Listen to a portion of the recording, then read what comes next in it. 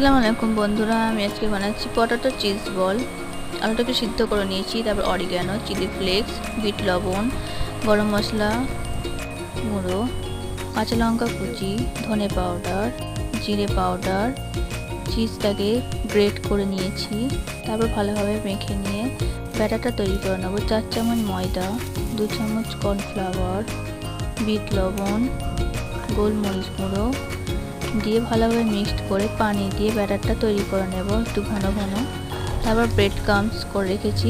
আলুটাকে ভালোভাবে গোল করে তার মধ্যে চিজ দিয়ে ভালোভাবে মিশিয়ে ব্যাটারে চুবিয়ে ব্রেড ক্রাম্বস দিয়ে ডবল কোট করে নেব।